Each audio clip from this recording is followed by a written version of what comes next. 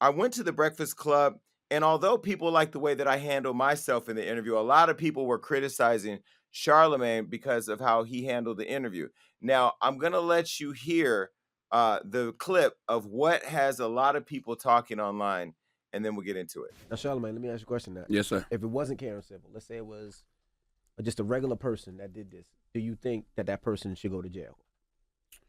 Or do you say, or you feel different because Karen's your homie? Yeah, I mean, I can't answer that question. if Like, a I know regular person Karen. You know took what I down mean? your Yeah, I page, can't. Or somebody tried to take you down. You know what I mean? And Well, see, I to, see both sides. I understand why Jason feels the way he feels.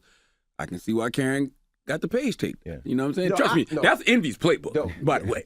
Goddamn right. Envy will get something taken down in a Goddamn heartbeat. right. But there's nothing all wrong day with long. that. There's nothing But wrong with it's- that. I do too. I would do it. That's my play. But you I got wouldn't hire a hacker. You do it the right way. Right. You know, I was there in the interview and I heard what Charlemagne said, and I have to tell you, I have an immense amount of respect for him, and people may be shocked by what I'm going to say. I'm not mad at Charlemagne. In fact, they gave me 47 minutes or 48 minutes to literally lay out my case without interruptions.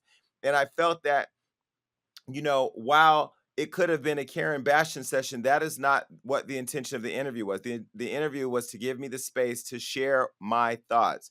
Okay. I don't feel as if he was protecting Karen. I felt that he was adding the lens of, does she really need to go to jail? Now, a lot of you thought that she does, and I believe that she does. But nonetheless, a lot of you had a lot to say about Charlemagne. This person said that Breakfast Club interview with Jason Lee is interesting. The most interesting part is Charlemagne trying to weaponize mental health to get the smoke off of Karen Civil. She's cooked, bro.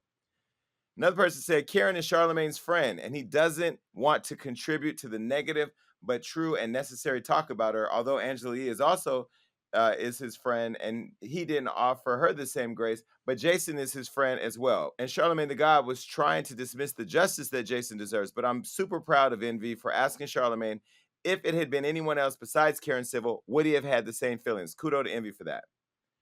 This person just said Jason Lee on the Breakfast Club going in on Karen Civil, who was cool with Charlamagne, and he just sitting there like, okay. What did you guys think about that? What were your thoughts?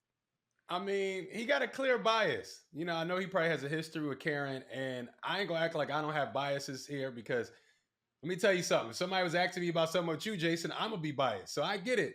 But like you said, they gave you the platform to speak your piece.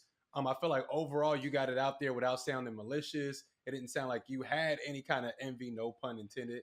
And I feel like it went the right way. But Charlamagne was clearly biased. Clearly biased.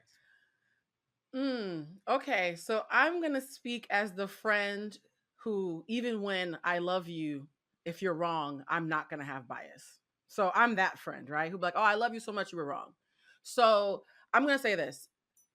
Intention does not negate impact. I do not think Charlamagne intended to gaslight you, dismiss you, or deflect for Karen, but it still happened, right? So I think when you are listening to somebody tell their truth and tell it in a way that is reasonable and just and fact-based, and your response to that is you don't sound healed, that's gaslighting. And I got very, as somebody who teaches this and educates about this, I got very annoyed in that moment because accountability has two things: acknowledgement and justice. We just got to the point where we're acknowledging what Karen did.